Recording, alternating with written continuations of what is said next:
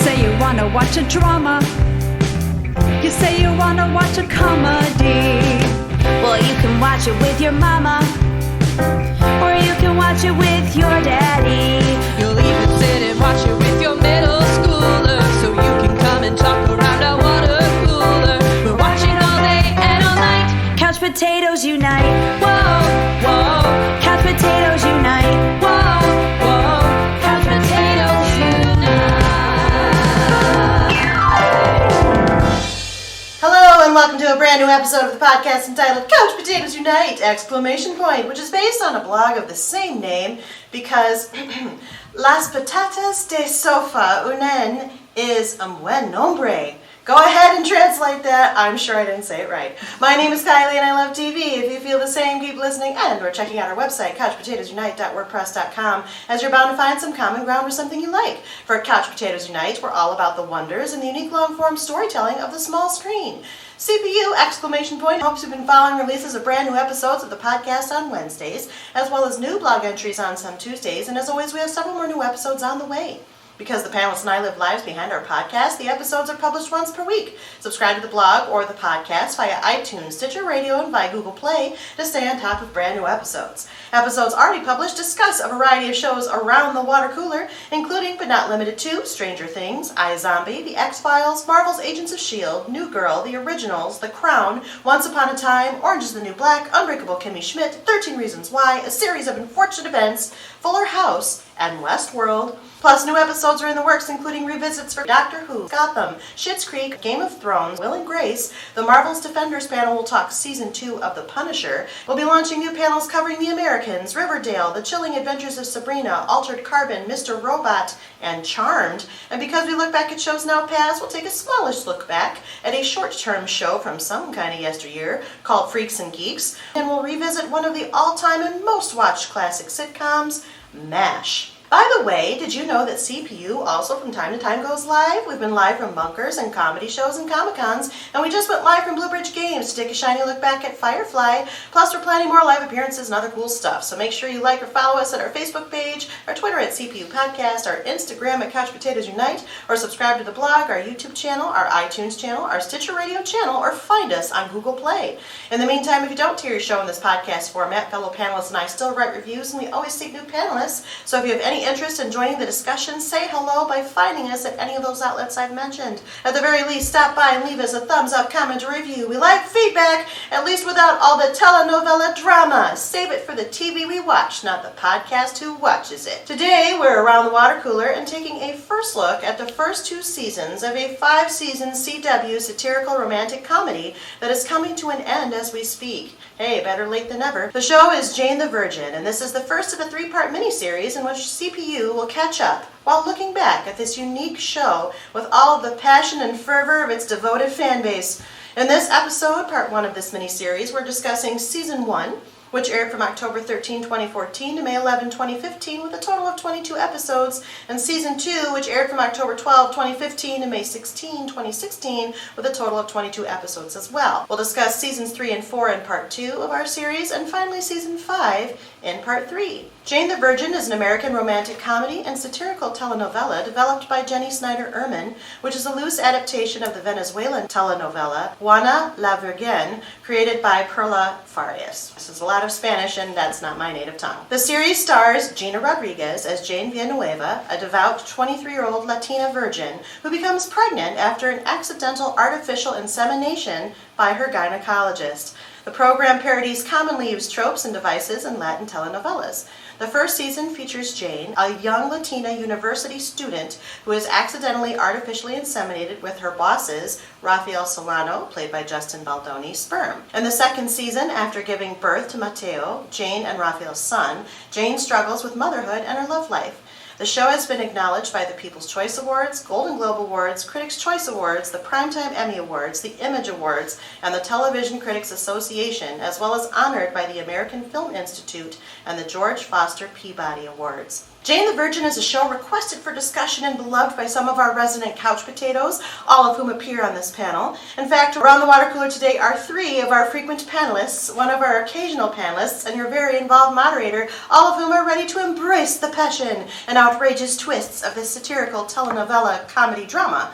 As always, it should be noted that all of our panelists have watched all episodes of the first 2 seasons of this series to date and may discuss sensitive plot points. So for those of you who have not watched any of Jane the Virgin and plan to do so at some point, listen at your own risk, as there may be major spoilers. At this time, I'd like to introduce the panel. They all know how it works, but I'll remind them and I'll remind you, the listener, as to how this goes. They'll be asked to identify their first name, just their first name, not their whole story, how they came to watch Jane the Virgin, what made them start watching, how did they find out about it, what kept them watching, and then they get to rate their interest in Jane the Virgin, at least following the first 2 seasons. And it's along the CPU's standard character question, which changes with each show we do. Are you ready to do this, panel? Yes. All right. All right, they're ready. So, how would you rate your interest in Jane the Virgin after the first 2 seasons? You love this show with your whole heart. You tend to love many people, places, and things with your whole heart, though not everything. Yet you find that Jane the Virgin is the TV romance you've been waiting for your whole life, like Jane Gloriana Villanueva. You enjoy this show for its sense of fun, spontaneity, and all-around life affirmation, while promoting family as the only and best support in times of trouble, like Xiomara or Zoe Villanueva. You believe that God has blessed the show, and though you can't approve of all things you're seeing, especially if they fly in the face of God, you are particularly impressed that this series manages to weave social commentary, such as the plight of illegal immigrants in this country, into what is ultimately a satire of your favorite TV genre, the telenovela, like Abuela or Alba Villanueva. You adore the main character, Jane, and the love triangle aspect, especially because you are hashtag Team Raphael, though some other aspects of the show, such as the never-ending drama around the Marbella, can be wearying to you, like Raphael Solano. You adore the main character, Jane, and the love triangle aspect, especially because you are hashtag Team Michael, though some aspects of the show, such as the Sin Rostro mystery, feel a bit too far-fetched, even for you, like Michael Cordero Jr. You love the characters, especially Rogelio and Jane and Zoe, but most of all Rogelio.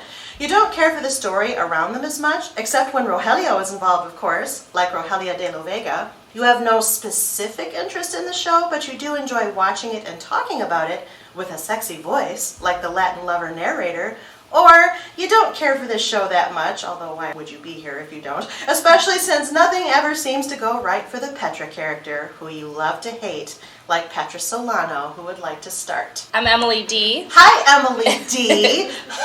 As there are 2 Emilys here today. There are. I started watching the show. I had a coworker, Lizzie, shout out to Lizzie. Hi, Lizzie. She is first generation Mexican American, and so she grew up watching telenovelas and was telling me about this show on Netflix because I came to it pretty late. She said, you gotta watch it. We'll talk about it. And every time I would watch an episode, I would come in and we would talk about it, and she would just get so excited. And it was cool to have that, like, tertiary connection to it. But that's how I started watching it. So how would you rate your interest in Jane the Virgin along our character question? Yes, I would say I am Raphael. Okay. Are you hashtag Team Raphael? I am hashtag Team Raphael. I like the show. I like watching it.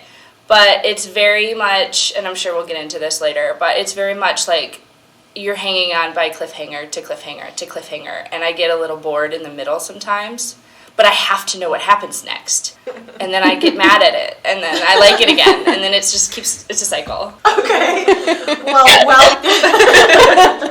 Welcome back, Emily D. Emily D. Thanks. first appears on our Will and Grace panel. I'm Emily S. Hi, Emily S. I started watching the show shortly after it came out. I think it was right when Netflix picked it up. The first season they put it on there. I watched like the first couple episodes. I was still at Western at the time, and I was like, oh, this is really cute. I like this. And then we talked about doing it and a podcast on it.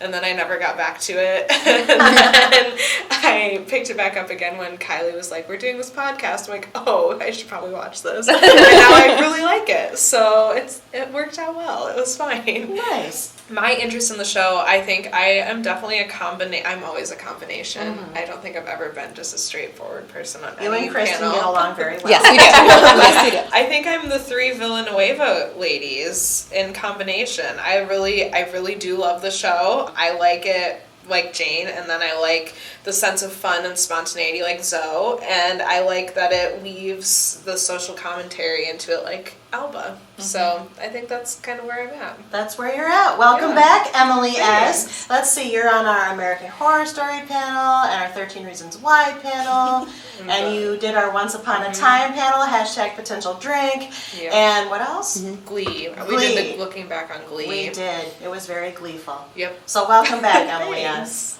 Hi everyone, I'm Samantha. Hi, Samantha. So let's see, how did I start watching this show? I saw tons of ads for it and I was very skeptical based on the name of the show. I was like, it seems like they're trying to just be eye-catching and there's no way it's actually good. But then when it started winning awards and people were talking about it in such a fun way, in a loving way, it was like, okay, let me go back and give it a try.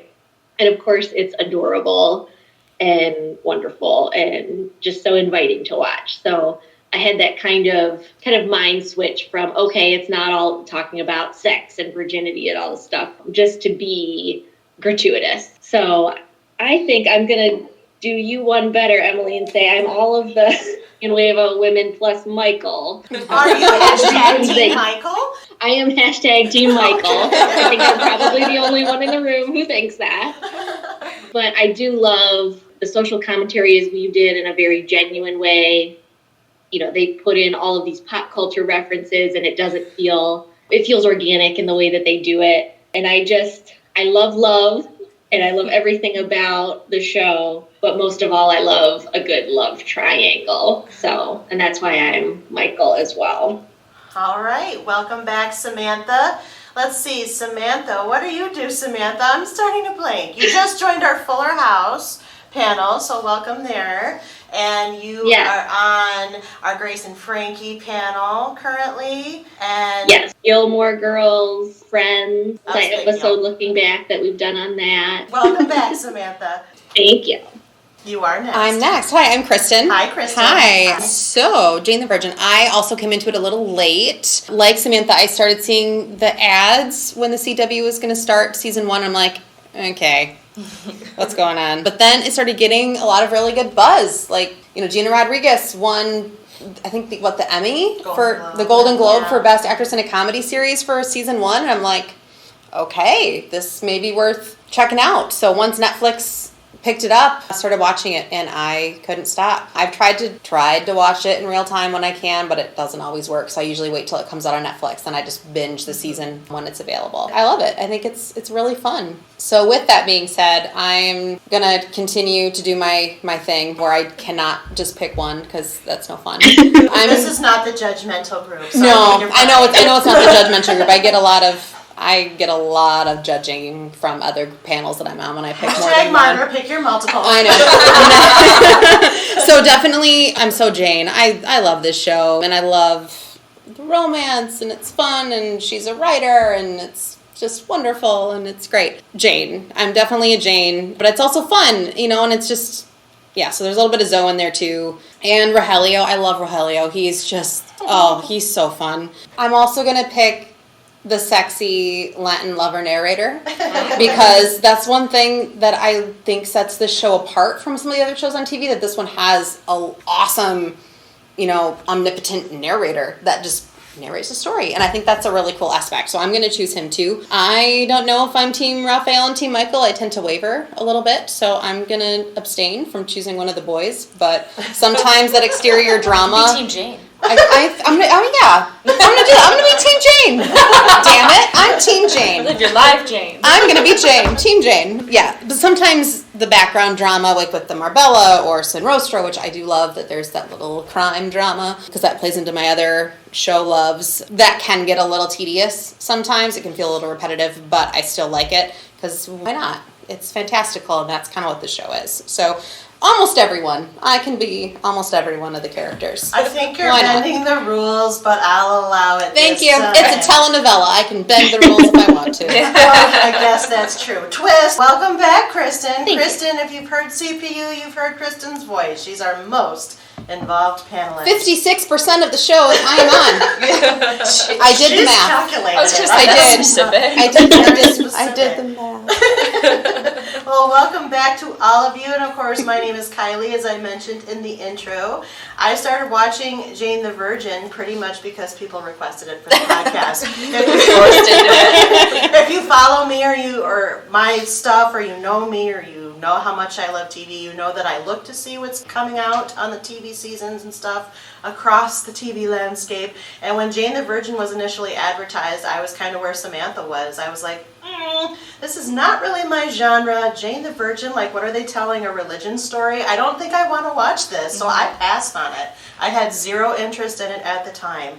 But then it started to percolate, to pop up. And the first one to mention it was Kristen. She's like, no, it's really cute. And then there was another person who mentioned it. And they're like, no, it's really very smart and very funny. And then just more and more and more. And now we're here. So I watched it. That's how it came. It actually is super cute. I prejudged it harshly and incorrectly, and I don't do that often, and I'll admit it when I'm wrong. It's very, very well done. There are things that are tedious about it, and to that end, I will pick two for myself. I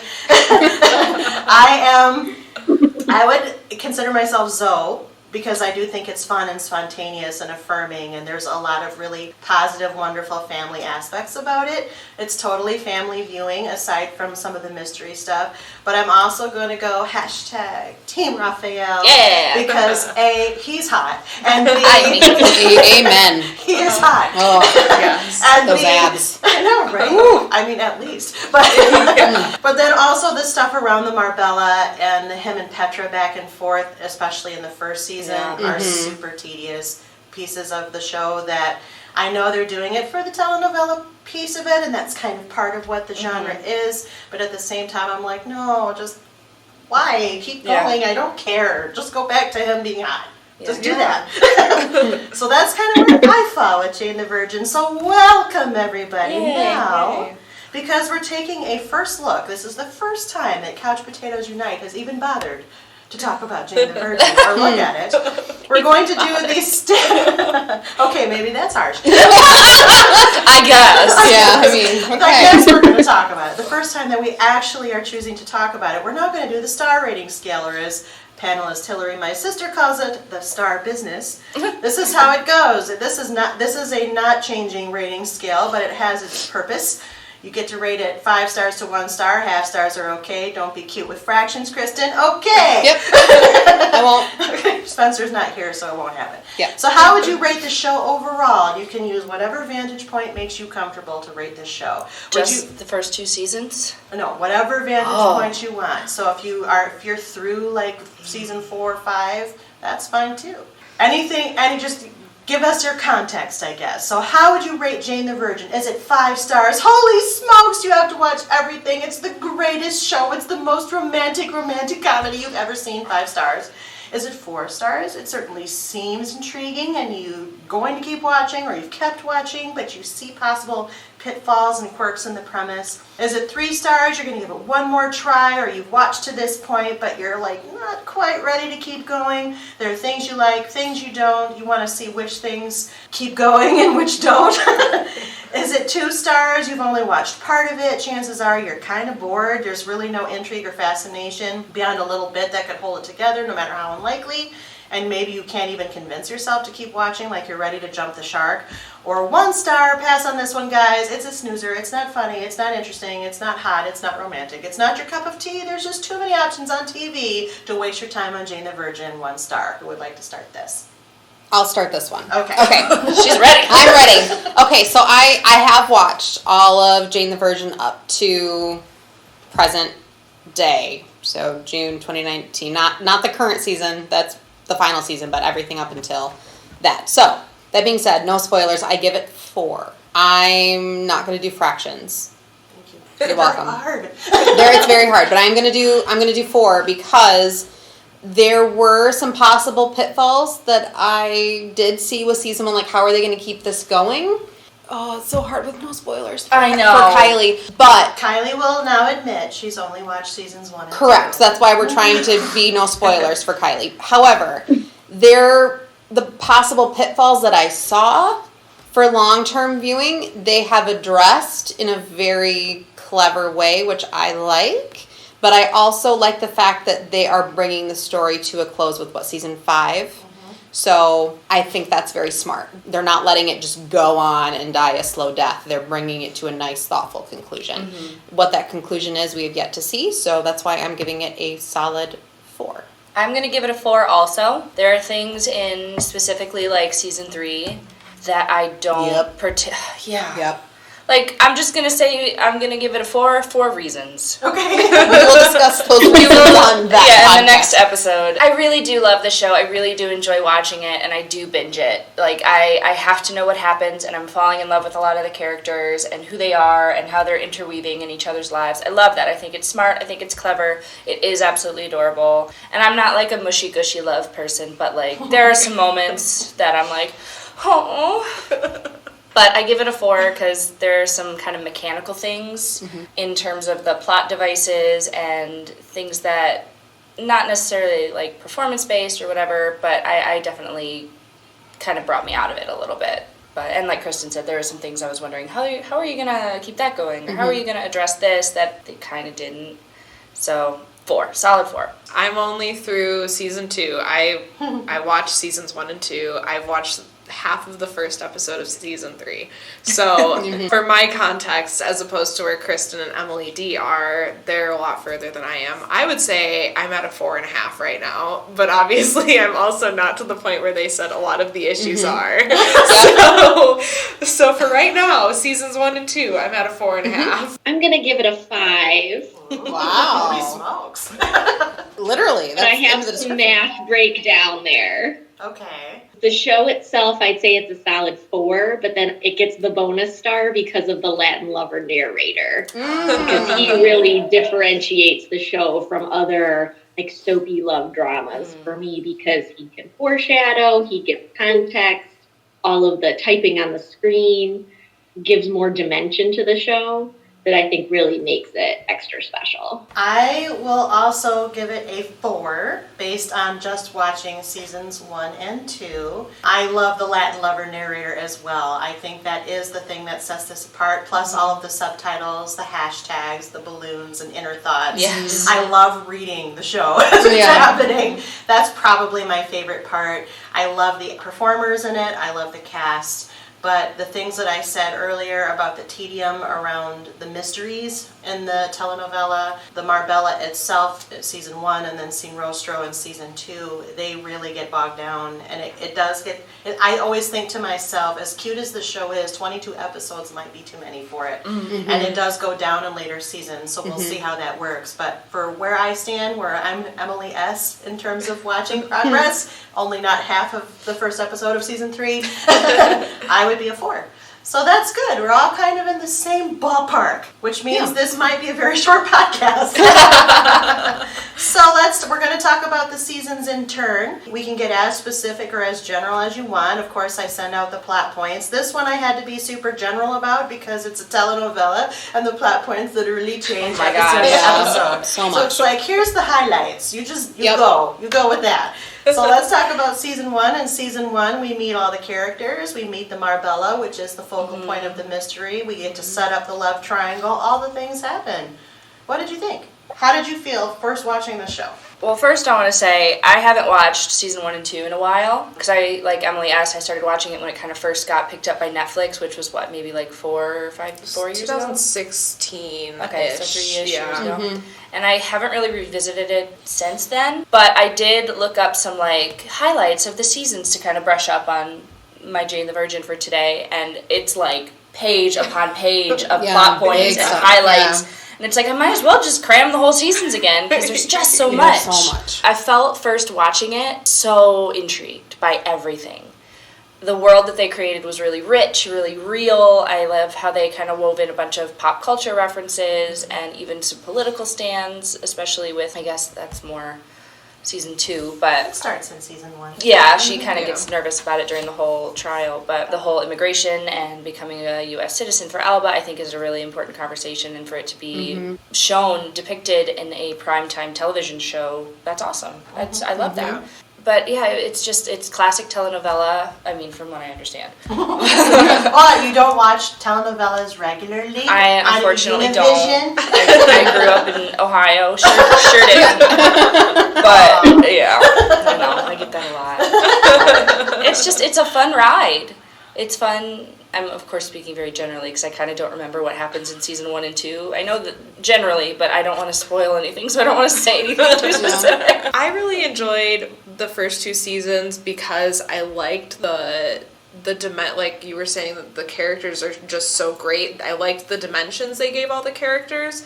I like that they did keep us guessing. I know you were saying that, like, the cliffhanger to cliffhanger sort of thing. I thought that was actually a really smart thing to do, especially in creating the characters and how dynamic they are. I think it was just a really interesting, and we keep talking about that Latin lover narrator, and I just think it was one of the most brilliant things they could have incorporated into a television show, because I love reading books, so having those like little bits and pieces like pop up on the screen for us, or having this extra information, it made the show so much more well-rounded and so much more engaging, I think. I know a lot of times I tend to sit on my phone and watch TV, not with Jane the Virgin. Like, you can't, because there's you're gonna miss, so much like, happening. their text messages popping up on the screen to each other, or what she's writing will pop up, or, I love that, where it's more multimedia in a sense, with their visuals. But yeah, and I think Samantha had said this too, like, he brings in context for the flashbacks and stuff, and I think that's wonderful. It's not just like a little haze and then we get young Jane. Here's the reason we're going to go see this. And it's like you're watching it with a friend, because he's kind of narrating what you're thinking. Like, how many times have you watched an episode of something and been like, wait, what did he say? What's happening? Right. Wait, what does that mean? And he's like telling you exactly what you're thinking, and sometimes he's even surprised by what's happening. Yeah, he's like, wait, what did he say? And it's really delightful. And watching it by yourself, you're feeling like you're in your own little watch party, because he's telling you everything that's happening. You don't feel like you're watching it alone. Yeah, you have a buddy. Yeah. You do. Yeah, you're not just watching it in the dark in your bedroom. Yeah, so, and as much as I like all of the fantastical, very telenovela aspects, I really liked how they made sort of her journey of being pregnant and going through do I keep it, do I not keep it? And then just the whole being pregnant in general, and just how that impacts your life. It just feels so genuine and realistic of how someone her age would really be experiencing that too, without getting very like after school special and okay, let me tell you how it is. Yeah, and kind of along what Sam was saying with all of the tropes, it's based on a telenovela format, and like Rogelio even works on a telenovela. So it's so meta. It's so meta, but it gives the show license to be as ridiculous as it wants to be, like with the evil twins and all of the crime and the mob bosses, and just it's a ridiculous show for a group of people that live in Miami. Like, that shouldn't happen, but it does get that kind of creative license. But with that, they don't take it over the top. No, it's rooted in reality, but with these like little hints of whimsical and crazy. Yeah. Like they spin it in a very realistic way that you're like, yes, I completely buy that Petra has an evil twin. Yes, obviously.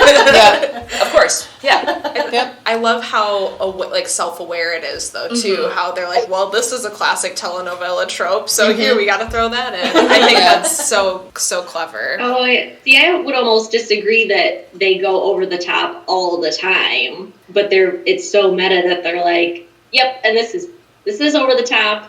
This is completely unbelievable, but it's okay. Yeah, maybe we're just conditioned to be like, yep, this is real life.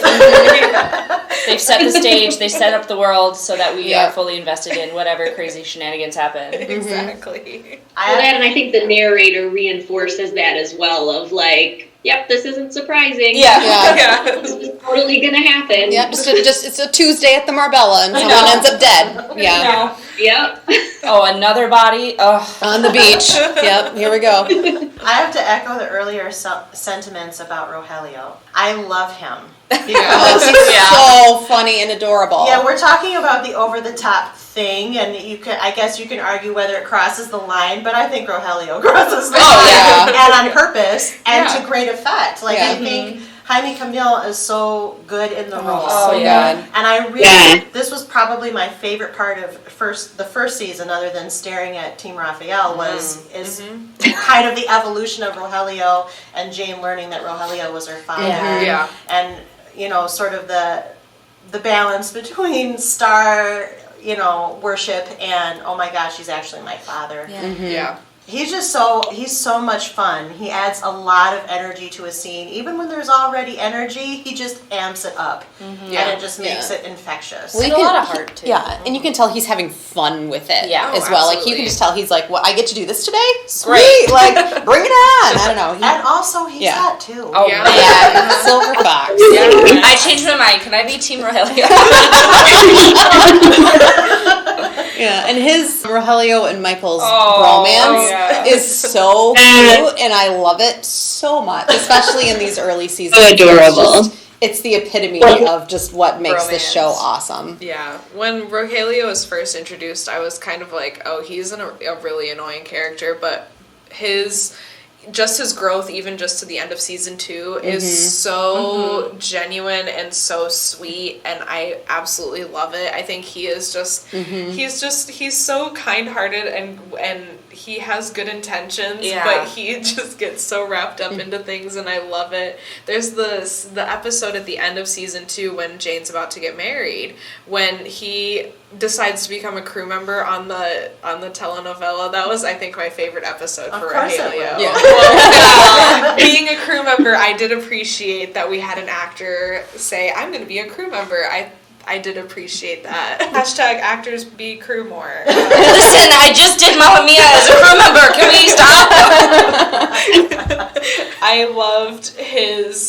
loved that, like, really, I think, drove home his character arc was that episode of him doing what he had to do to prove to the people that he initially saw as below him that he did care about them. And so I thought that was by far one of his best episodes. They definitely humanized him very quickly, and I think his interactions with Michael helped with that, because when he first introduced, it was like, oh yes, I'm this like Latin lover star, and he seemed kind of stiff and was really embracing sort of the stereotype of that, and as that started to break down, I think more of his natural charm came out.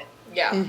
He became a better character. I think the fact that he was so over the top really helped ground all the other characters, you know, especially Michael being probably the furthest from the type of person Rogelio is. They balanced each other out really nicely. And even his relationship with Zoe, like, she knows he's completely over the top, and she calls him out on it all the time. And it's really refreshing to see the show point out the fact that they know that he's over the top. Yeah. Which is nice. Yeah, because wasn't he calling Metellio for a while too? And That's season 2. Yeah, very sweet. So what do we think of, since we've mentioned her sideways, Petra? Ooh. I love her. I hate her. Yeah. Yes. That seems right. I love to hate. Yes. Yeah, especially season 1 and 2 Petra. There was a chunk in season 2 though when her and Jane started becoming friends that I really enjoyed. I really enjoyed did that. too. I thought that was such a strong move for her because you see her in season 1 being such a completely heartless, horrible villain, person. Yeah, like she's trying to frame Raphael for like domestic abuse and all this crazy stuff and just a horrible person. It was really nice to see her have this like really human evolution of, okay, I'm a mother, but I am also acknowledging that I need help, even though it is more of like Jane saying, hey, you need some help. I thought that was like a really, really nice thing to see. And even like towards the end of season 2, she's still like her and Jane are still going back and forth as to whether they like each other or not, but she still has so many great human moments that we missed in season 1 that I really enjoy. Yeah. And that speaks to, like, you know, Jane was the only one there when she gave birth. Like, I mean, that does speak to Jane's heart and Jane's compassion, and she's the main character. But, you know, that there's something in Petra that she relates to and responds to, especially being a mother. And how the show kind of deals with that after Petra has her twins, she's going through postpartum depression. And that's another thing that the show is dealing with that you don't see on TV all the time or depicted particularly well. But to have that kind of... The show is about women. The show is about women bonding and love and mutual respect. And I think that they do have that to an extent. And yes, it does go back and forth by the day. But you see those foundations being laid for... future events. Yeah, I didn't want to say that, but yeah. Well, I mean, we're going to get there. Yeah. But So some highlights from season 1, we go through the whole, is she going to have the baby, is she not going to have the baby, who's going to get custody, who's not going to get custody, is Petra going to still be in the picture, is Petra not still going to be in the picture.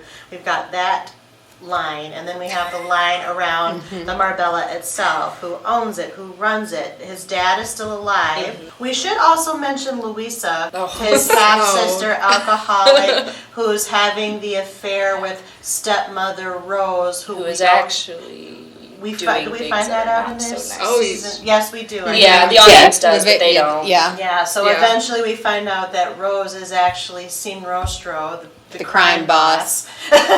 So she marries the father to get access to the Marbella, but then sleeps with Louisa, who is an alcoholic, who then impregnates Jane, even though she was supposed to impregnate Petra, who had already miscarried one of Raphael's children. I think I hit the highlights. I think that's... What did you think?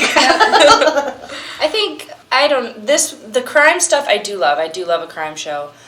I was a little bored with the whole, especially having the Louisa part of it. Like, okay, now who is she with? Is she brainwashed or not? Is she crazy? Is she in an asylum? Wait, is she kidnapped? And every time she would show up, I would think, oh, yeah, her. Like, I was never invested in that character, and I was never looking forward to seeing her again. It was just kind of, oh, that's right, another loose end. Yeah. Certainly not long term, but I liked her dynamic right in the beginning of being just so a mess. Nutso of just like this dysfunction of, yes, of course, you totally believe that she would make that mistake because she's so wrapped up in her own drama. And drunk. Yeah. And drunk. That too. Yeah, I definitely would agree with Emily that it reached a point where some of that other underlying plot stuff got a little messy. And the word we keep using is tedious. It didn't really add a whole lot to the show. I didn't need it. I didn't want it. Yeah, exactly. I'm here for the romance. Yeah. And that's it. So I think Louisa as a character, I think she is still kind of important because she adds that foil to Raphael and to kind of everybody else because she seems to be unintentionally wrapped up in all of that crime boss drama. Yeah. So I think she's important, but I don't care and it's for her. a little bit fun, I will say. She's unpredictable. You never know what side she's on or what she's going to do or what information she has or what she knows. So it is kind of exhilarating when she does show up. It's kind of the thought of, oh crap, what's she going to do? Now what? Yeah. Oh boy. Yeah. So I think, because she is the catalyst who gets this whole thing started by unintentionally inseminating Jane or accidentally inseminating Jane. So I think if they would have just wrapped up her storyline or her messiness so quickly, I would have felt unsatisfying in a way. So, we get this tediousness with Louisa, but I don't know if I would have wanted it to disappear so easily and so quickly and tied with a bow, because it would have felt unfinished. I agree or just kind of, well, what's the point of her then? If she was only here to get this whole thing started, then why have her be in it at all? It could have been like a totally random doctor or something. Right. Yeah. And kind of along those lines of like a weird storyline that you don't feel like the writers quite know what to do with. Alba kind of gets that in second season, not so much, but in the first season, she's there as a religious support system for Jane and the family, and she ties the family together generationally speaking. And without giving spoilers, it does get worse in seasons 3 and 4. Like, you kind of forget she's there, and she'll come into an episode for one scene, and you'll be like, okay, so that was the Alba scene for the episode, great. Okay. And then you kind of move on, and I that's such a great character, and they do make moments that are really beautiful with her and the family in those seasons, but I wish they did a little bit better job kind of making her more purposeful again. Yes, definitely. Yeah. I think the thing that I take away with Alba particularly is that she is the only character that perpetually speaks Spanish. Everybody else goes back and forth or speaks English. And so for me, when you're kind of thinking about the cultural roots of the telenovela, I think she is Arlen's character into that. Yeah. And also makes it accessible to not only the people that might have grown up watching telenovelas, but those of us who didn't because they never learned Spanish. Yeah. And so you get to learn Spanish because the subtitles are there too. Right. It's like, Spanish immersion. Yeah. I'm learning. I'm learning and being entertained. Yeah. It's the best kind of TV. Edutainment. Edutainment. It's probably a trademark. Yeah. Season 2 for Elba, I think, at least so far, has been the best for her. Yeah. Because we see so much of her story and, like, her beginnings in America with Mateo Sr. And I think it's really, I really like the realness of her character, too. She's, like, I think, out of everybody, she's the most grounded. Yeah. She's definitely the most She's realistic. the And I think it's really nice to have that in contrast with all of the other mess that's going on around everybody else. That's true. She is the least dramatic and the most realistic in terms of everything she's going through, I think. Yeah. I mean, she had some drama in her youth, but She did. Oh, She yeah. had some romance, but that's season 2. So, before we get too far or transition into season 2, I know we all hinted, so let's talk about the love triangle. It's like a big... I think the love triangle is doing its best when they have alternate versions of all of them. Like Bachelorette Jane. Oh my god. Oh, that was my like, favorite. Yeah. Adult First Date Night Jane, and when they talk to each other, and kind of this reminder, so you can visually see her internal self-talk. I love that. I love when they bring that up, when we see alternate Janes. Yeah. Bachelorette Jane, I think, was by far my favorite so far. It was so funny. It was so perfect. The love triangle, I am just such a sucker for romance and stuff anyway, that the love triangle is just so perfect. I'm definitely hashtag Team Raphael. But Really? There's no restriction. He's not part of the triangle. That's true. Just But saying. Team Raphael, I feel so bad for him because he was clearly not in love with Petra. So when he got out of that relationship and started dating Jane, he was so happy. And then Jane, that was the only time that I'm like, Jane, I don't like you. Like, she was just being so ridiculous to him, and then was like, oh, JK, I'm still in love with Michael. I'm like, no, you're not. Go back to Raphael. No, you're not. You're not. We know what's best for you. Yeah. We know what's Okay, so just to clarify, am I the only hashtag Team Michael in the room? Yes. Emily D's gonna make that the case. But As long as I know that, because I was going to say I have strong feelings about no, who's the right one.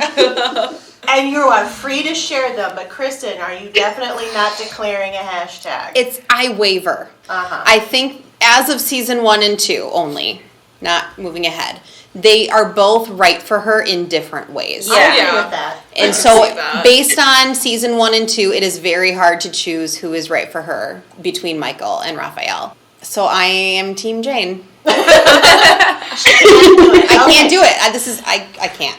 And choose. I just want to say that I am Team Raphael. A lot of that has to do with just sheer hotness. I mean, what's best for our girl. This is what I'm saying. I mean, Nothing against Michael. Right. No, nothing he's against- cute in like a really sweet, like dorky kind of way. And chances are, if I met a Raphael and a Michael in real life, I'd probably gravitate toward the Michael. Same. Yeah. Raphael is the bad boy, and he comes in with a lot of baggage. Yep. Yes. However, his heart is pure when it comes to Jane. So, And he has a lot of money. well, Emily's got her priorities. going. Yep. That's true. Samantha, what are your strong feelings about Team Michael? He just seems like he's right for her, and they have all that history, and he remembers all these things, and he's so not hung up on himself.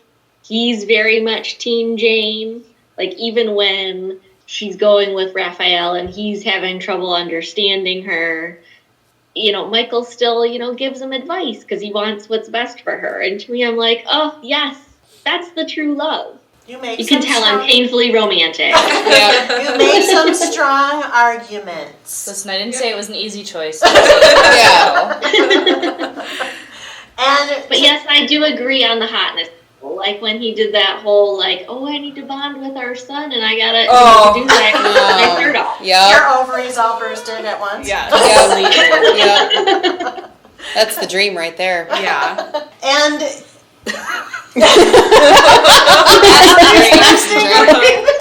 Yes. that was the last reference was your ovaries were bursting. That's the dream. No, it's Raphael taking his shirt off and bonding with the baby. Uh-huh. Okay, it's hot. that's fair. That's the dream. Men holding babies is instantly hot, and then a Yes. shirtless man holding a baby To get the that- intent to bond. Because it's the skin-to-skin bonding. Yeah. Yep. Emily D's throwing her hands up in sort of a praise. Yes. animation. Yep. For those who can't see it. That's the dream. Yeah, that's what I'm talking about. That's the dream. We've Clarification. diverted from. Yep. We have. But it is true in Jane fashion. Yeah. She would agree. So Yes. we're fine. I agree with the sentiment. I actually agree with Kristen's take on it, though. At least in the first 2 seasons, which are the only ones I've seen, they are both right for her in different ways, and they both look after her and care for her, and don't put their own self-interest before her in different ways. Raphael comes with a little piece of baggage called Petra, who just keeps getting involved, and her mom. Oh. Magda, who's murdering people in the hotel. So it's kind of hard for him to stay focused. Okay. Can I just Noted, ask Kylie, noted. a quick question here as a refresher?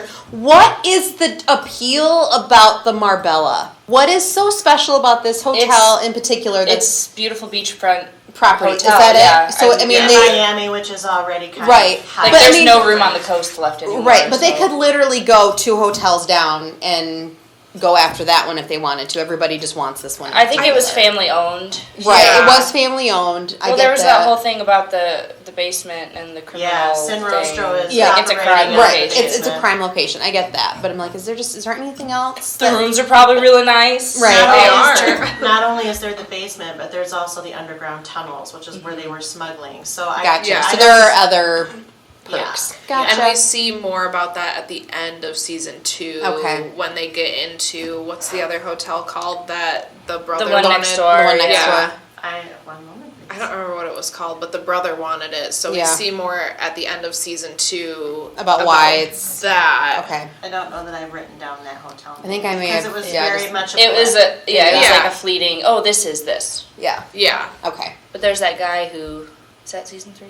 I don't remember. Season 2 is the brother. The one who owns It's the the one season next 3. door. That's with Petra. Okay. Season 3. I forget. We'll get there. They introduced that guy just because he's there next door, but Yeah. Well, and some things are just blatant plot devices. Yeah. It's like, Yeah. we don't need to know anything about this. It just helps move.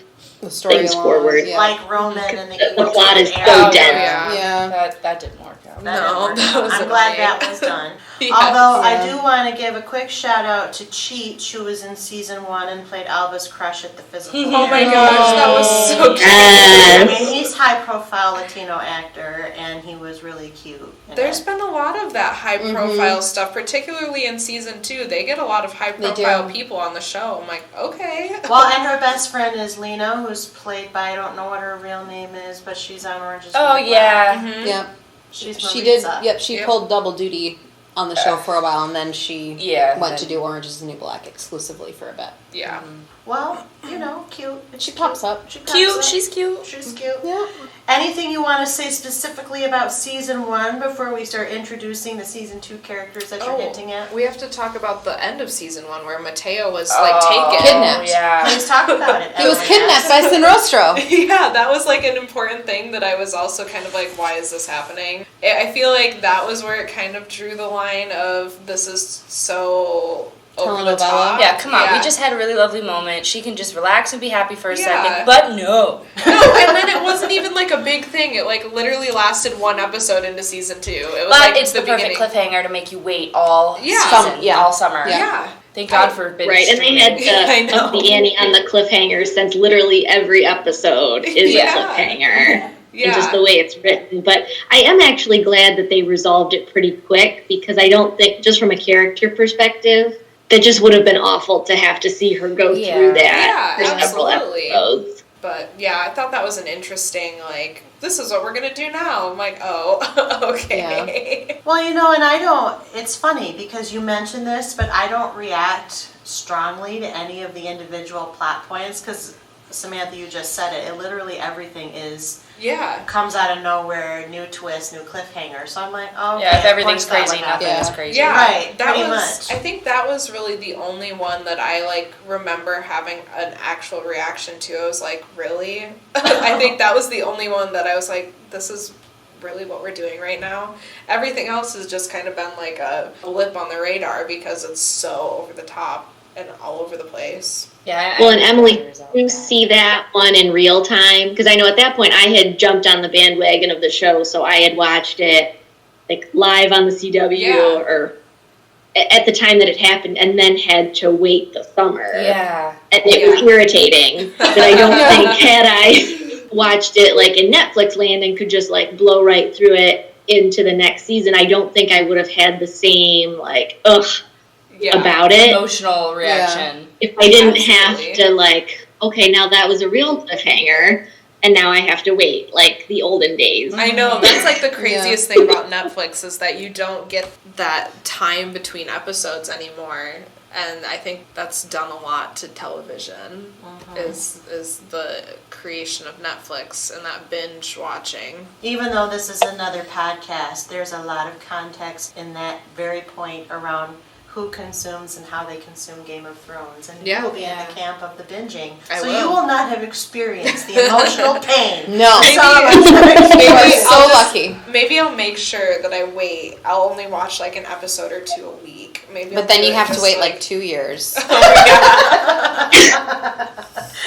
I've said I was going to do that in the past for other shows, and there's just no self-control there. No. Don't even pretend. No, it's there. You're just going to do it. That's Yep. what happens. So it's fine. Okay. I'm curious, Emily, as you mentioned that you watched the first half of episode 1 of season 3. Is that because you just had to find out what happened?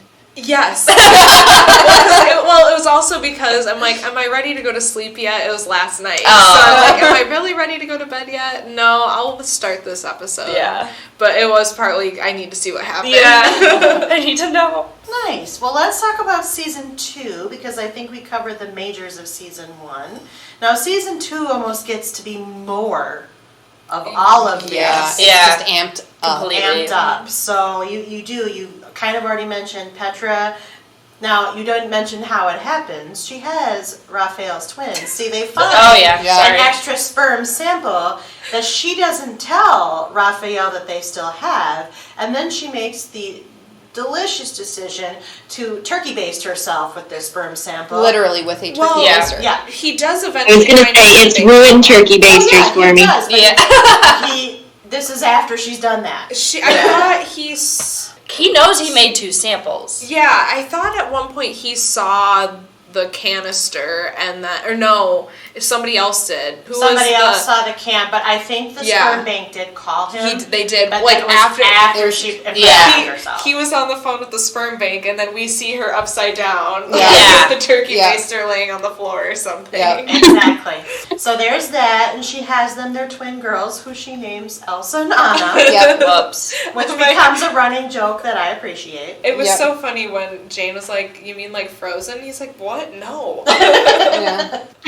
But yes. Well, I think this show does pop culture references so well that I think other shows try just to fail miserably. Yeah, Yeah, it's usually and forced or it ham-fisted. feels like they're just trying to be relevant, where this one, it's infused, probably just the fact that it's there so much, and just the way it's sort of like these winks and nods, that it doesn't feel out of place at all. So funny.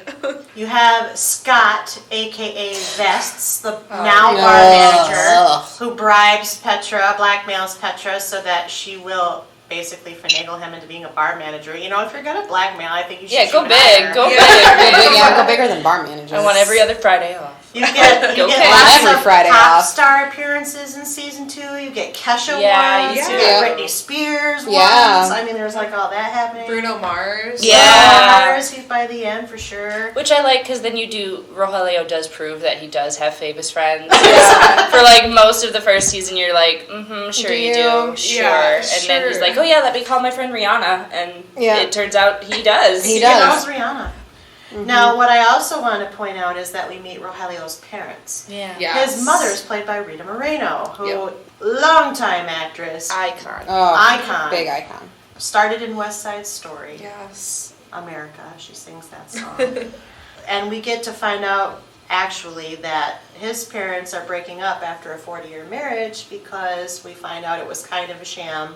Dad was gay and hiding it, and she was just happy and content to be part of a marriage as opposed to alone in the world. So that takes on a dramatic turn and a nice little dovetail. What do we think about that? Kind of going back to what we've been saying about Alba and her struggle with like the immigration stuff, I think it was a really nice wink at like the stuff that happens in society and like another very real moment, because particularly in like the more religious families, that's like very common that people get married and then they'll get a divorce because one or both are gay.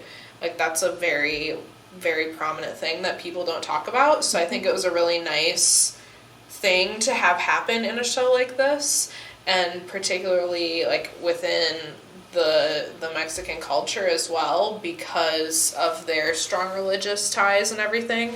So I thought it was a really nice thing. I thought they handled it well. I thought they kept it funny still too, that they didn't make it too serious. Yeah, I liked it. Yeah, but they didn't let it detract from like the pace and the humor of the show. Yeah, for sure. exactly. They kept it going. We're gonna get serious here for a minute, audience. Get ready. No, it was very much in the tone of the show, which was nice. Yeah, that's true. Let's see. Season 1 and 2 blend so much. For I me. They know. do. Like, I don't remember when this happens. Season 2 is all about they're trying to track down Scene Rostro. Is that her going to school again? Yeah. She goes to Okay. school again. We meet Professor Hottie. Oh! Chavez. Yes. He's an ex-CSI person, and I watched he was on CSI Miami, I think. He was. It's not my genre. That was like my show. Sorry, I can't. I think I don't know. I think It doesn't matter. He's just hot. I think it And that's his function. 6th through like freshman year of high school, I was like a devout CSI fan. For him? Yeah. I mean, duh. Amongst others, there were a lot of very attractive actors on the CSIs. Can we also just say how proud we are of Jane for getting out there and dating people who aren't Michael and Raphael? Yeah. Yeah. So there's Team Jane. Yeah. Like, no, that's awesome. Like, if you are a single mother at that age, like, a lot of women tend to just be like, well, this is my job now. I'm done. I'm not on the market. I'm not going to get married, blah, blah, blah.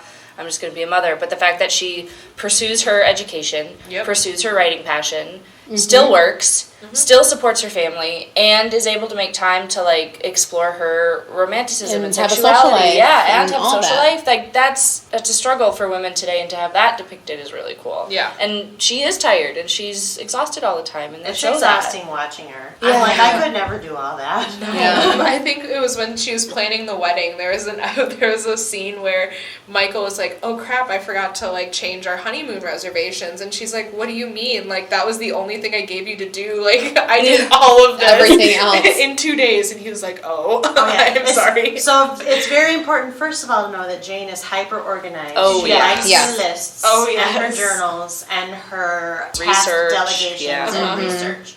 Second, Yes. we blew past it, but so Raphael and Jane have long broken up They have. because Yep. Petra's just too Too much much. of a Yep. thing Yep. for them. And Michael was kind of keeping Jane at arm's length while he was tracking down Sean Rostro. Yeah. But once they did and believed she was dead, which we'll get to in a second, Michael was like, "No, I always loved you. I'm free, and will you marry me?" And she says yes, because she Yes. realizes she loved him the most the whole time. Yeah. And so that's why there's a wedding Yes. planning. Oh yeah. Oh yeah. It was just another like one of those little plot points. You Yep. know? No big deal. It's a wedding. Small- Whatever. Small plot point. That wedding. Yep.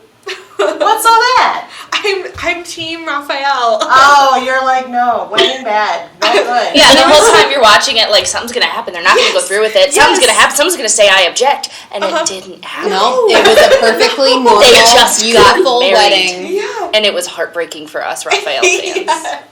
But know why I So out of but you're character still for a happy show where something always happens. Right. I To know, interrupt. we're conditioned to know something's gonna happen, and the fact that we got completely duped and nothing happened. Nothing. That was betrayal. In the moment we needed it most. It was still a beautiful wedding. It for was. Jane. Just be happy Rogelio for Jane. is a very excellent wedding planner. Yes, Number he one. is. Number two, I mean, we're blowing past a whole bunch, but Yeah. so at the wedding, I mean, yes, the wedding went through with it, but the wedding night. didn't. Oh, that's Yeah. true. That was the did not. cliffhanger. That was the cliffhanger. And the subverted expectation. Yep. Yeah. As they, As that they did do. not happen according to plan. Yeah. No. No. And then Emily had to stay awake to see if Michael really. I had to stay awake and find out, see what happened. Because we haven't actually said what happened. Michael gets shot. Yeah. Sorry. I got her trained. We're sitting here like talking about it like we can't say anything. And No, this is still in season 2. Go ahead. Okay. Yeah. Okay. So yeah, that's where I was like, How, is- it's like, yeah. where does it, where's the line? Where's the we line? see it. So the very last scene is He goes to get ice. He goes Yeah. to get He goes to get ice. She's shaking the snow. Well, she has the snow globe that he gave her, so that's very romantic. Yeah.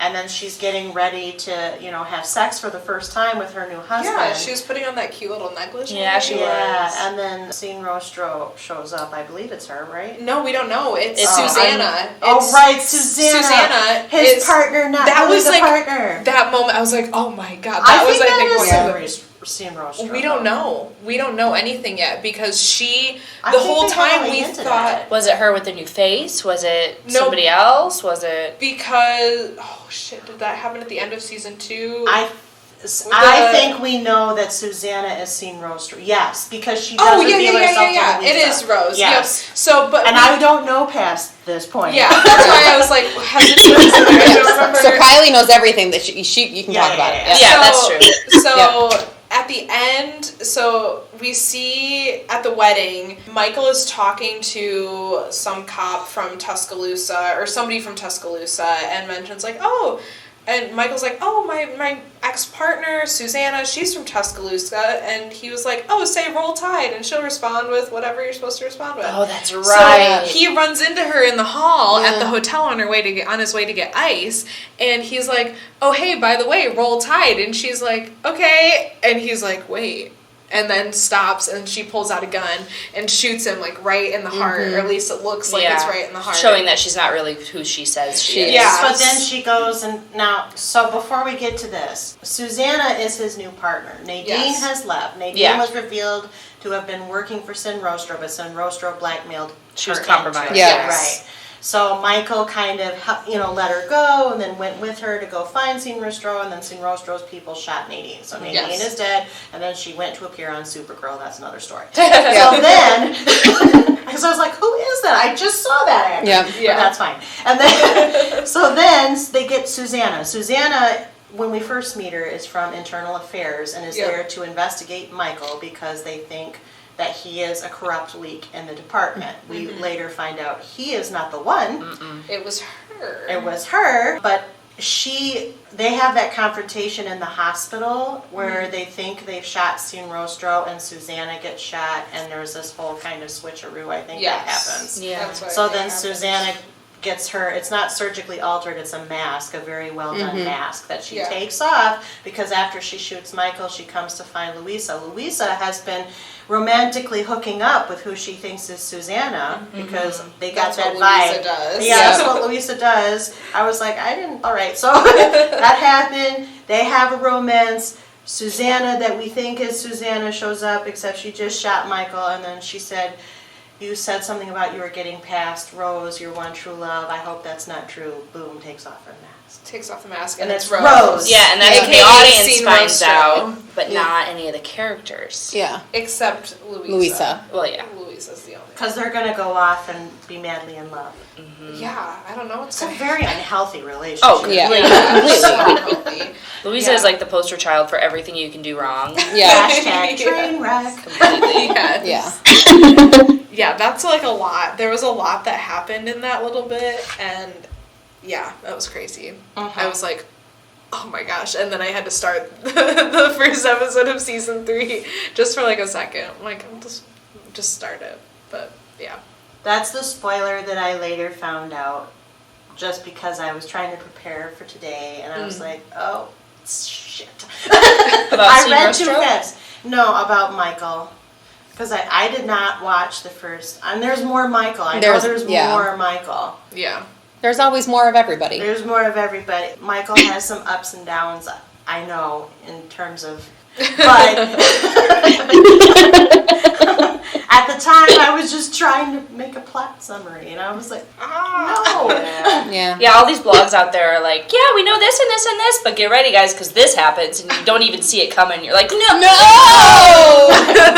People, spoiler alert, your crap. Yeah, goodness. We do it all over the place. Yeah. Spoilers. Anything else you want to say about season 2? We have Miloš, her like lover, Her her husband henchman from thing. Czech Republic. Yeah, that was a weird little thing. Yeah. Oh, we didn't talk about Aneshka. Aneshka and Oh, how yeah. she did a little switcheroo with Petra. At the Oh, end. and she's Yeah. locked in syndrome now. Yep, she's got that. She's hashtag petrified. That That was my favorite. That was so funny. We find out that Magda had twins, and Aneshka, she apparently picked the decided pretty one, yeah. Yeah. not the pretty one. Gave up the other one. Gave up the other one, and then Aneshka coerced Raphael into having sex with her. Thinking it was Petra, Petra, yeah. that was so. I'm like, no, no, you're supposed to be with Jane. Yeah. So then Raphael. See, he's Aneshka, very distracted, Samantha. Yeah. How can he commit to her with all this madness? she knows she's not on that team. I know. I'm just trying to say. No. Give him another chance. I just keep hearing more reinforcements of my position. Yeah. I don't need to do this negativity. That was the other like big plot. Yeah. thing. Yeah. That Season was. 2. So Oh, what and did you think about it? I thought it was All of the interesting. Czech stuff I think is weird. It's like It seems forced. Like Petra needs something to do. Let's Yeah. give her this She needs a storyline. storyline. Yeah. Let's give her an evil agree twin. with that. to keep her relevant. Yeah. And we also meet baby Mateo. We I mean, do. he's been Mr. born in Cute new clothes. Face. Mr. Yeah. Sweetface. Mr. Sweetface. Yeah. Yeah. Mr. So Sweetface. cute. I thoroughly enjoy all the family stuff and Yeah. Yeah. the Mateo and figuring out how to care for him and Takes a maintain her village, yeah. exhausting Yeah. life. And There was an episode. I like disgusting Jane. Yeah. Yeah, there was an episode where she was imagining all the different like career paths he could take, Yeah. and that one was so That was funny. cute. I love when they like jump ahead in Mateo's life too. I think it's so funny. so Yeah, there's just so much that it's a Yeah. lot to digest. okay. I look forward to the next episode when I can talk about things more freely. Right? It's so hard. So since there isn't anything left to really say about season 2, we're going to do a few of the first look questions. There is sort of a balance, or kind of an aim of the show to balance homage to and satire of the telenovela format. Does that work for you? And if it doesn't, why or why not, basically? I think it does. I think it gives television like a different sort of show, because we're so used to like the very formulaic television shows that we have out there, and there's really not anything that I would say like really falls into like that love, romance, romantic comedy category anyway. So I think putting it in this format really helps it though too, because I feel like if it were just straight like romantic comedy, it wouldn't work. It wouldn't have been as strong as it is. But I think having that telenovela format, I think that really helps it. Yeah, I definitely agree. They're really able to subvert genres a little bit too, because there's just so much. They get to have, the crime show, and they get to have the romantic comedy, and they get to have a little bit of mystery and intrigue. Then they get to have the total telenovela experience with the crazy plot twists and the evil twin sisters and people who you think are dead or not dead, or mistaken identity with Susanna ripping off the mask and she's actually Rose. Like, you get to have all of that all wrapped up into one show, and it keeps it interesting and exciting. And yeah, I can get a little tedious with some of the subplots or the subplots, but I don't know. I think it really helps it in this case, and I think it gives the writers some really cool freedoms that they don't necessarily get on other shows, which makes it a really enjoyable viewing experience for us too.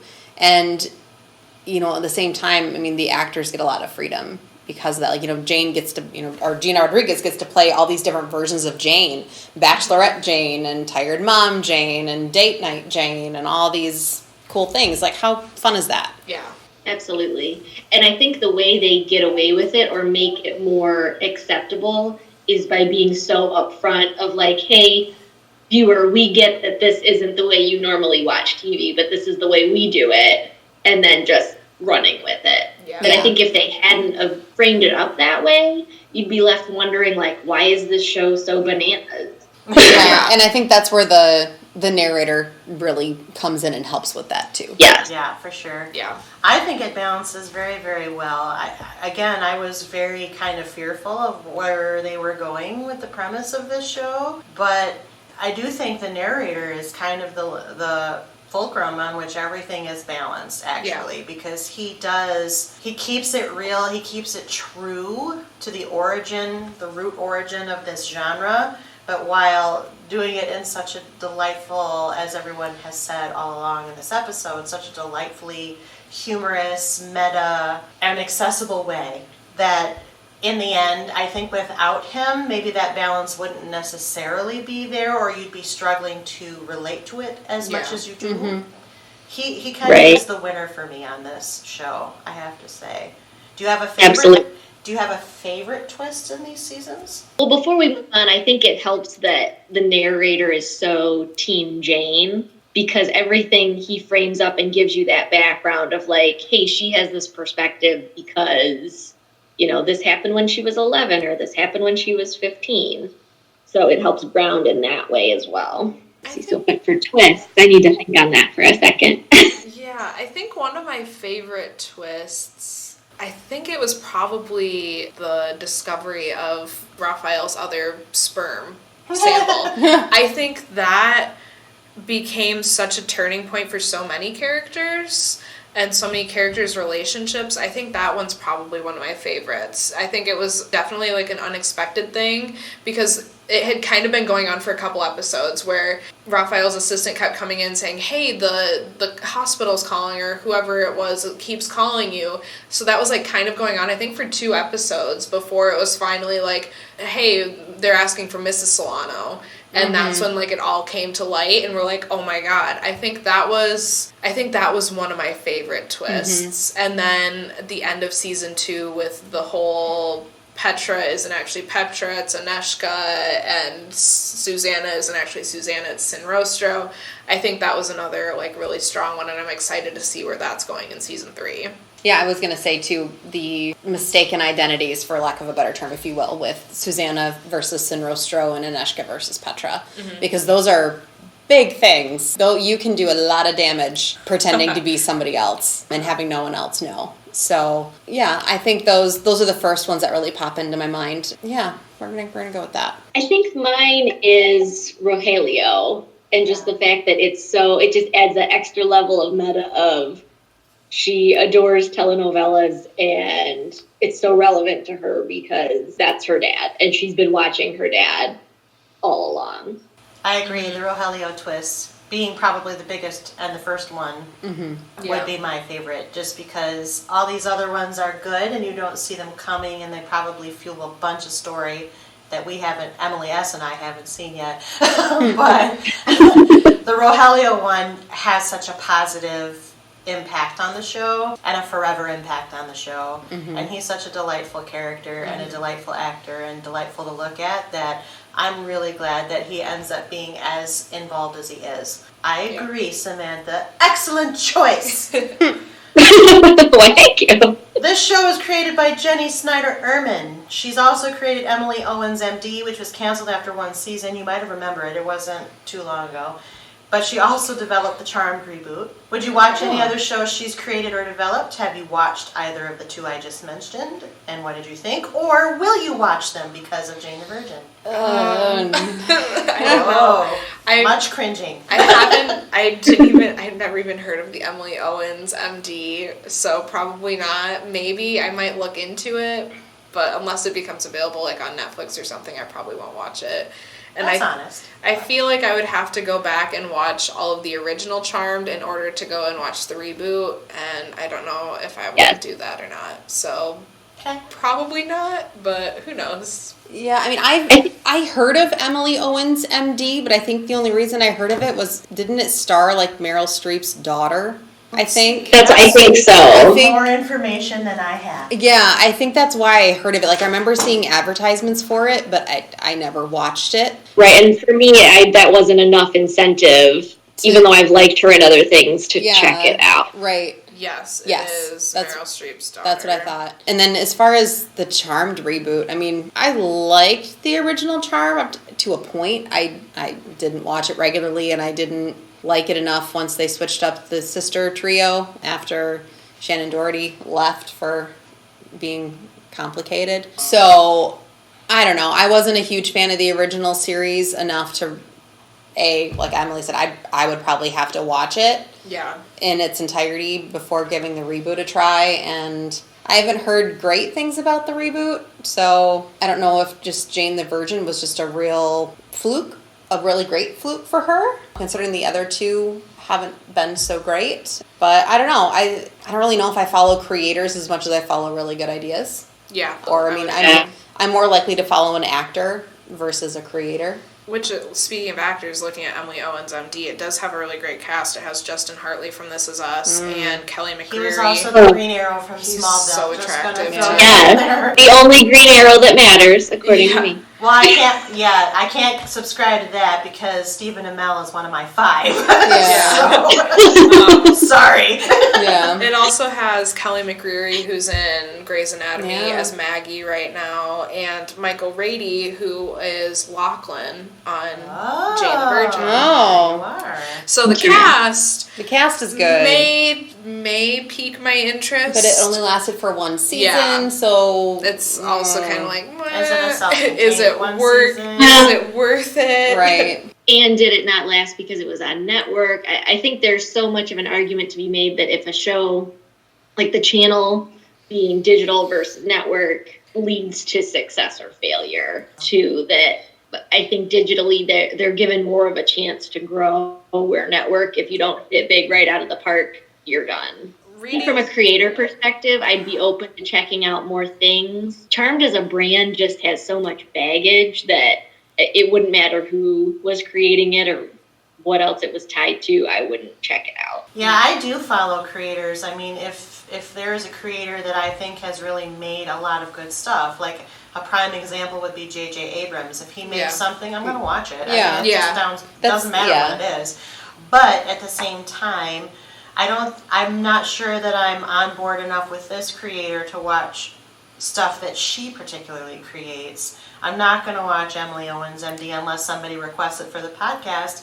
I am going to watch Charmed reboot because somebody did request it for the podcast. Like one of our listeners requested Charmed as a sort of a look back to look forward series. So I'm going to rewatch the old Charmed, which I enjoyed and is making me very prejudiced against the new Charmed, and then I'm going to watch the new Charmed. So we'll see what happens, but I'm hopeful. I was actually glad to learn that she was one of the developers of the new Charmed. That makes me think there could be a better chance for it, but I enjoyed the original Charmed. I watched all 8 seasons. During Shannon Doherty, after Shannon Doherty, even Rose McGowan. Was she my favorite? No, but I still enjoyed it. So, yeah, I'll watch Charmed, but not necessarily because of her. Yeah, I definitely won't be watching Emily Owens MD. Reading the little description, it basically seems like a Grey's Anatomy knockoff, so I'm going to have to pass on And that. I personally jumped the shark on Grey's Anatomy. I did too a long time ago. Oh, see, I'm still going strong on Yeah. Grey's Oh, Anatomy. no. I'm so. trying to get Sarah to moderate a Grey's Anatomy panel, so we'll talk. If she does, yeah. Okay. So how does Jane the Virgin compare to other TV, including other romance-related or romantic comedy or comedy dramedy? I don't think I want to compare it to anything else. I don't think that would be fair to either show because it's so unique. Okay, that's fair. It is unique, but in the same token, it's one of my favorite more lighthearted comedies. I mean, I know it's kind of, again, it's that cross genre, so I know there was a little bit of drama in there as well, but I really don't, looking at my TV viewing history and what panels I'm on here, there's not a lot of comedies that I watch right now. Yeah. Or that could be classified as a comedy. So this is one of the very few. So that obviously says a lot about the show itself. And I really like it. Yeah, it really fills that hole for me, especially, New Girl is done and some other shows have just kind of died that I really enjoyed early on. Jane the Virgin is still going strong, going into season 5. Mm-hmm. So good for them. Yeah, it's definitely one of the better comedies out there. So Yeah, I don't generally watch much for comedy stuff, at least on television. Like, I'm a huge Parks and Rec fan. Mm-hmm. I've tried to watch The Office. I'm almost finally through it for the first time, but it didn't quite, I didn't quite love it. especially if you're watching Parks and Rec first, Yeah. The Office doesn't hold up. Yeah, the Parks and Rec being one of my all-time favorite shows. I think this definitely ranks pretty high up there for that because of the cross genres. I'm going to add you to that panel list. Oh, It's okay. just Kristen right now, but Ooh, okay. Which one? Parks and Rec. Perfect. I can add you to The Office too if you want. I mean, I can talk about The Office. Okay. But anyway, I also, I said earlier, I'm a huge, romantic comedy, definitely my go-to genre. And there's not much of that on television right now anyway. A lot of it falls into very formulaic stuff. Or on the Hallmark Channel. Or on the Hallmark Channel. And that's not what I want. No, I want more realistic, more Yeah. natural sort of stuff. I think the most romantic thing on television that I watch, at least, is Grey's Anatomy, and that's far from romance. Right. So I really like Jane the Virgin because it kind of, like Kristen said, kind of fills all of those holes of the lack of the romance, lack of the comedy, but just a really great overall show. I think it ranks pretty high for me, and I don't really, like Samantha said, I don't really want to compare it to anything else because there really isn't anything else to directly compare it to. Yeah. Which is sad in a way that there's not Yeah. more romantic comedy shows out there. Dramas that have the romantic element, it's very sex heavy too in some ways, and it's this is so lighthearted. There is that comedic element. There's a lot of romance, but it's not all focused on what's going on between the sheets either. They allude to it, which that's fine. That I'm okay with that.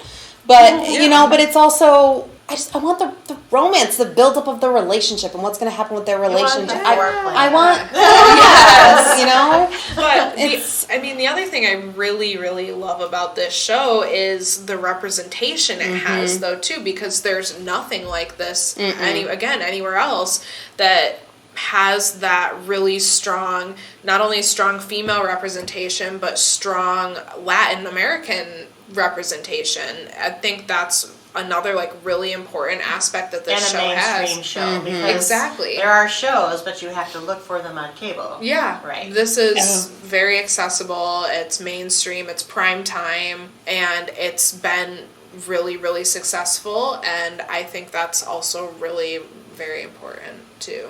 I will echo the sentiments that I think it's pretty unique. I mean, it's funny that you talk about, Emily, as the formulaic stuff. I mean, theoretically, romantic comedy is one of the most formulaic genres that exists, but Jane the Virgin does not exploit the formula. It totally subverts the formula. So to that end, I do think the show is unique. I think it presents something that hasn't been presented in romantic comedy, and that's why I'm able to stick with it. Because at first, like I said, I wasn't going to be interested.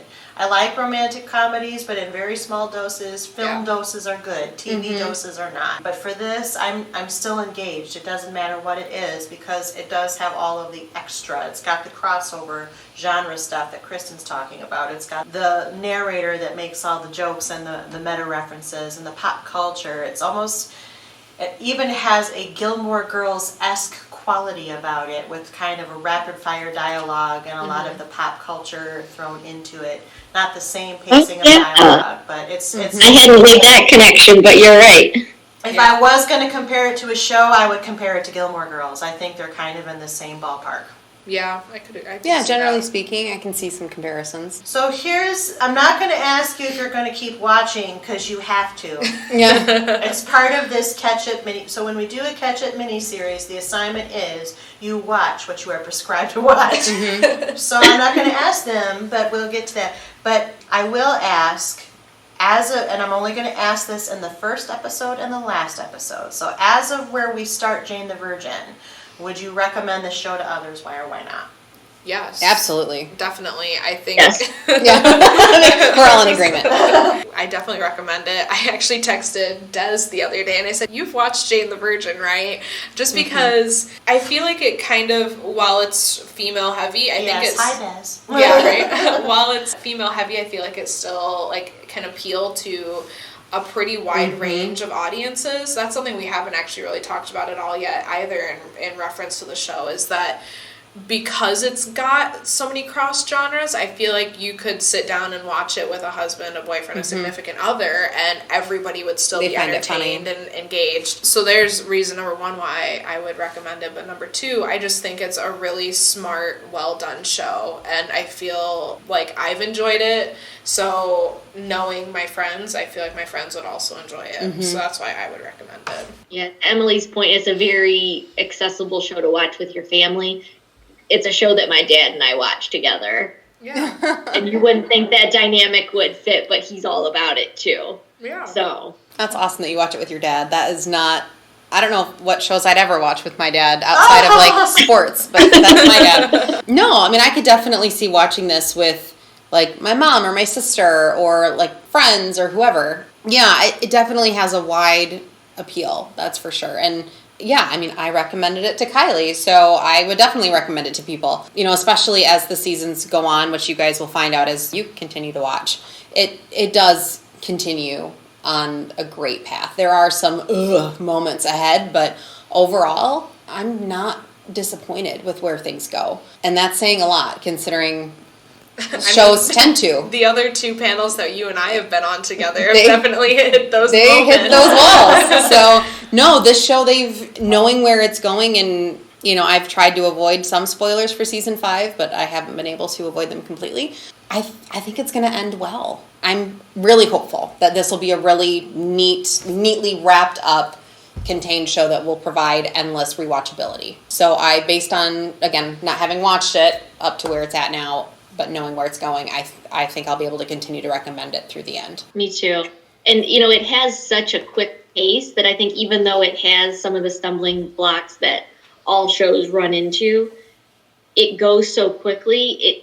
It's like those moments don't hit you as much because they don't get stuck in having them hang around for 4 or 5 episodes of like, oh my gosh, this storyline is the worst, and we just get past this. Yeah. You know, to the point where you lose interest and break up with a show. Right. For whatever because reason. it just keeps going. And for whatever reason, season 3 always seems to be the stumbling block season, I've noticed with a lot of shows. 2 like or 3 usually. 2 or 3. Like Alias, it was season 3. Lost kind of had the season 3. 2, season 3 stumbling 2 block. was good, 3 was bad. Exactly. And like Jane the Virgin, there's stumbling blocks in season 3, and then season 4 gets better. I've just noticed season 3 is where some problems come in, and it depends on how the show resolves them, as if it's how it's going to end up. But yeah, I definitely would recommend it. I think I would too, which is quite a journey from, no, I'm not going to watch this at all, to, sure, I'll recommend this show. I mean, I have a lot of nerdy compatriots, not just on the podcast, but a lot of them are on the podcast, but even just generally in real life. I mean, I think people that, because my preferences are sci-fi and fantasy and mystery and horror, just going to put that out there, but for this one, what I love about it is it's so smart. It's well thought out. Now maybe season 3, I don't know because I haven't watched it, but maybe season 3 runs into stumbling blocks because they mapped out the first 2 seasons and then mapped out the next chunk and didn't know quite where to go, kind of a thing, which often happens in TV planning. But I do think that the writers on this show are super thoughtful, and they have a very, very good cast that I get the sense can take what the writers give them and run with it and have an amazing chemistry. I mean, it's clearly a very ensemble show, so even though the title is Jane and it's about Jane, you know, it's also about everybody around her. I think it's just very, very solidly presented and very entertaining, and yeah, I get to learn some Spanish. I took French, so it's very nice to learn Spanish, So in the end, I think that it is recommendable, and to a lot of different types of people. I would probably, maybe not to my nerdiest friends, but at least to the people that want something light and entertaining, and that you can sit down and be engaged without breaking your brain on it. Fair? Yeah. Fair. Okay. Anything else you want to say about the first 2 seasons of Jane the Virgin? I love the color palette that they've created for the world. Thinking about this earlier, like the Villanueva household is very warm colors, and it's bright and it's cozy and it's eclectic. And then the world of the Marbella is very cool colors. It has that real turquoisey base, and they're so separate worlds. And so it's really fun to see Jane live in both, and how distinct and different they are, and even how she dresses in both. Like when she's at home, she has a very distinct wardrobe and style, and then even when she's going into the Marbella, her wardrobe. Clear product placement, Target #1 sponsor. Yes. Not that I'm opposed, No. but geez. Oh my gosh, there's a couple of those I'm like, okay. But I feel like I feel like it was still acceptable though, because I feel like it would definitely fit into... Hey, I like Target. Oh, They're not sponsoring this, but maybe they could. I don't know. Target, call us. We love you. Yeah. Well, it's funny. So when I had watched it felt more out of place, like seeing the random Target bags and products when I've rewatched it on Netflix, because I didn't have the context of the commercials at that time. But when it's been on the show, I remember from watching it on the CW, there was like heavy Jane the Virgin placement in their commercials on the CW. So it felt more cohesive, where, when I saw it last, I was like, oh, that's so, I don't know, like in your face. And I guess since I first watched it on Netflix, and that's where I do most of my watching, like, I'm like, well, okay, like, of course they'd go shop at Target. Yeah. It's affordable and it works with their style. Like, I buy this. Yeah. It makes them more relatable. I shop at Target. Me too. Ashamed. Me too. Yep. Hashtag no shame. I love it, but it made more sense when you had like Justin Baldoni, like he was in a commercial as his, I'm not sure if it was as Raphael or as himself. Like, I shop at Target, and like watching him like go through the store. Yeah. Hashtag model. Yeah, right. But yeah, I love the color palette they've created for the 2 distinct worlds, and well, it's so interesting you bring the color palette up though, because if I'm thinking I'm remembering correctly, when they go to Michael's house is almost in the same color palette as the Marbella, which is also, as a designer, that's something that that I always think about of like, where's that? Why Nothing's by did they accident. choose? Yeah, why those did colors? they choose the similar colors? Is it just the guys and Jane's romance is all in one color palette, and then Jane's love life isn't in a different, or home Her family life is in another. is in a different color palette? I don't know, but I think about that stuff. Mm-hmm. Anything else you want to say about the first 2 seasons of Jane the Virgin? Hearing nothing, and thinking that we have very passionately dissected the first 2 seasons of Jane the Virgin, what I'd like to do now is thank Emily S., Samantha, Emily D., and Kristen for joining me for the first part of our 3-part catch-up miniseries discussing the show Jane the Virgin. And because I thank them, it's now time for the end credits. Couch Potatoes Unite! Was produced by Back Pocket Productions, run by yours truly, the Chief Couch Potato, which is really another way of saying executively produced by me, Kylie Piette. My associate producers are Krista Pennington and Selene Rezmer. I edit this podcast, and our logo is by Rebecca Wallace. Our marketing graphic artist is Krista. Our theme song was written by Sarah Milbratz and sung by Sarah, Amy McDaniel, and Kelsey Rezmer. Kelsey played the keyboard, Ian McDonough played the bass, Christian Somerville played the guitar, and the whole kit and caboodle was engineered and produced by Kyle Aspinall and Christian. We hail from Grand Rapids, Michigan. Please, if you like what you hear, take the time to rate us on iTunes, Stitcher Radio, or Google Play, or wherever you find your podcasts. Give us stars, give us comments, give us reviews. Let us know how we're doing. Send us a message. We might just read it on the podcast. Tell us what you like, what you don't like, what we should keep, what we should toss. You know how it goes. And if you have suggestions on shows we might consider, contact us at our website, couchpotatoesunite.wordpress.com, where we have a guest book, by email at couchpotatoesunitepodcast@gmail.com, or via our social media, Facebook, Twitter at CPU Podcast, and Instagram at Couch Potatoes Unite. Though, of course, we add new and old shows to chat about around the water cooler all the time. We always have several more new episodes coming down the pike. Just listen to our intros. And if you miss old episodes or want to know in general what we cover, just find us. We are everywhere and searchable wherever you look for things on the internet. You can search for us, or you can subscribe at our website, our channels, our social media accounts. Stay up on our new events and episodes. Until the next time, all available seasons of Jane the Virgin are available to stream on Netflix because they have the contract with the CW, not because they sponsor us or anything. In the meantime, our Jane the Virgin panel will next reconvene very shortly, in fact, to talk seasons 3 and 4 and part 2 of our 3-part catch-up mini-series. Until next time, until next episode, new episode published every Wednesday. Keep listening, keep watching, stay tuned. Bye! Bye.